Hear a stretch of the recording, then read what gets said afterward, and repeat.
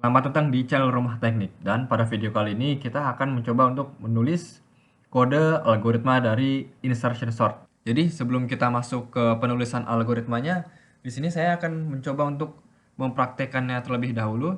Jadi di sini udah ada array bertipe integer yang belum tersortir.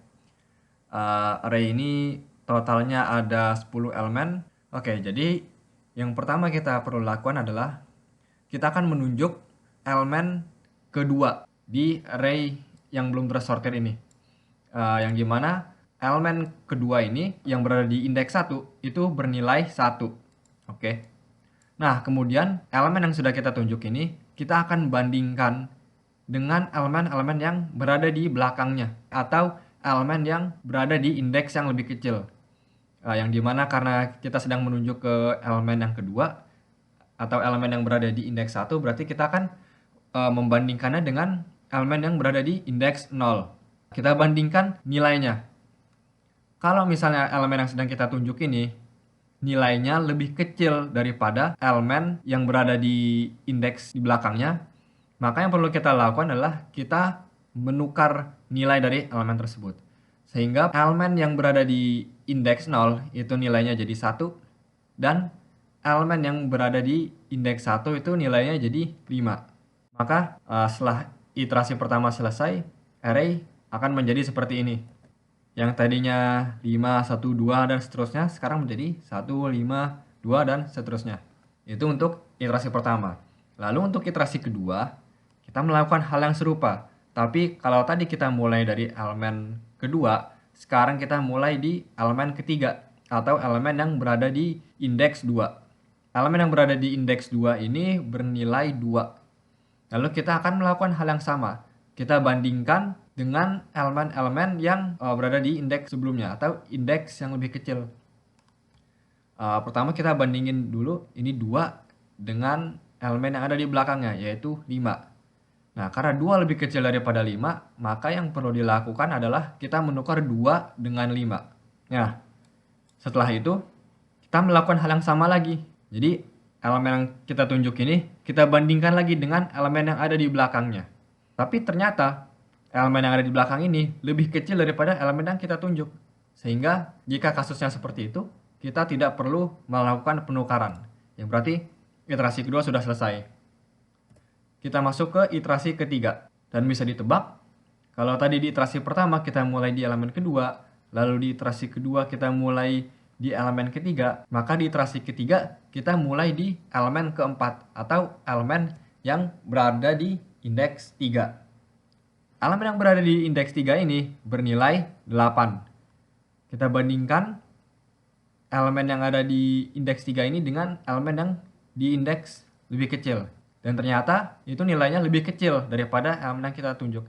Sehingga kita tidak perlu melakukan penukaran sama sekali. Sehingga di iterasi ketiga hasilnya akan sama seperti yang di iterasi kedua.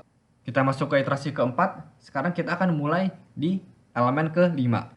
Elemen kelima itu berada di indeks keempat, yang nilainya adalah 10.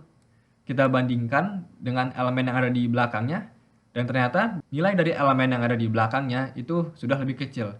Berarti sama dengan iterasi ketiga, kita tidak perlu melakukan penukaran lagi. Masuk ke iterasi kelima, kita akan menunjuk ke elemen ke-6 yang berada di indeks 5. Elemen tersebut bernilai 3. Kita melakukan hal yang sama lagi. Pertama kita bandingkan elemen ini dengan elemen yang ada di belakangnya, yaitu nilainya 10. Karena 10 lebih besar daripada elemen yang kita tunjuk, maka kita melakukan penukaran.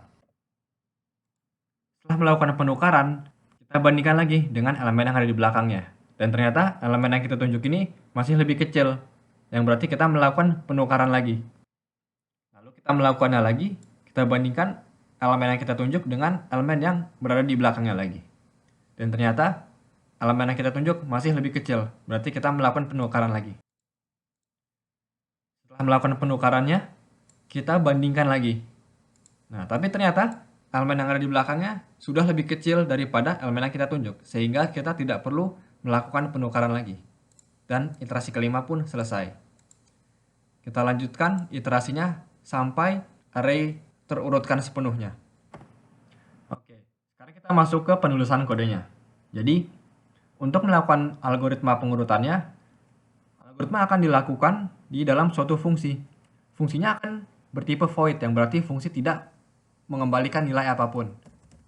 Untuk nama fungsinya akan saya beri nama insertion sort saja.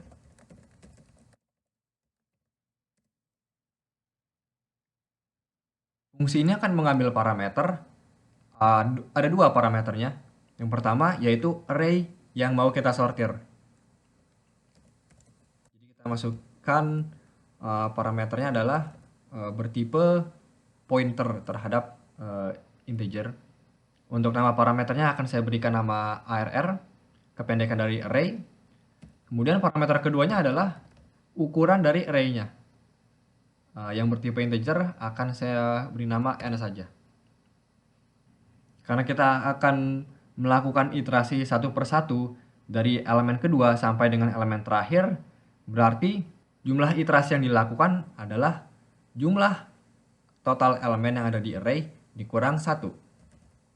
Jadi kita akan menggunakan loop for, yang dimana penunjuk elemen akan ditandai dengan variabel i. Karena kita memulai dari elemen kedua, yang dimana elemen kedua ini indeksnya adalah 1, berarti kita akan mulai i dari 1 sampai dengan indeks terakhir.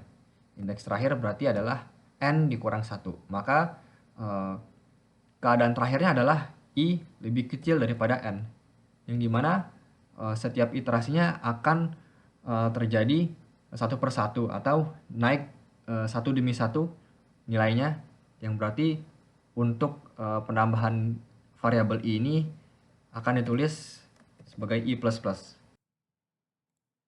Kemudian di setiap iterasinya kita akan menunjuk suatu elemen, yang dimana di iterasi pertama itu elemen kedua atau di indeks 1, kemudian di iterasi berikutnya di indeks 2, kemudian di iterasi berikut indeks 3, dan seterusnya. Untuk variabel yang akan menandai indeks dari elemen yang kita tunjuk, itu kita akan menggunakan variabel yang diberi nama j. Nah, jadi awalnya di setiap iterasi itu j itu adalah i, sesuai dengan urutan iterasinya. Kemudian karena kita akan membandingkan elemen yang kita tunjuk dengan elemen-elemen yang ada di belakangnya, di mana jika elemen yang kita tunjuk itu lebih kecil daripada elemen yang ada di belakangnya, maka penukaran akan dilakukan, dan penukaran akan terus dilakukan selama kondisi tersebut terpenuhi. Maka kita akan menggunakan pengulangan while, di mana kondisi while itu diatur jika array pada indeks j itu lebih kecil daripada array di indeks sebelumnya. Maka jika kasusnya seperti itu, kita akan melakukan penukaran. Jadi untuk penukaran kita akan menggunakan fungsi swap. Karena kita akan terus melakukannya, dan karena kita akan terus melakukan penukarannya dengan elemen-elemen sebelumnya selama kondisi masih terpenuhi, maka kita akan menuliskan j min min. Karena posisi dari elemen yang kita tunjuk itu akan berkurang sebanyak 1 setelah setiap penukaran. Algoritma secara garis besar pun sudah selesai. Sekarang kita akan mengujinya. Kita buat fungsi main, lalu kita akan mengetesnya dengan menjalankan fungsi dari insertion sort ini. Kita masukkan array-nya sebagai parameter dan ukurannya yaitu 10. Jadi setelah fungsi ini dijalankan, seharusnya array itu akan berubah menjadi sudah terurutkan secara ascending. Untuk mengeceknya, kita akan print satu persatu elemen di array.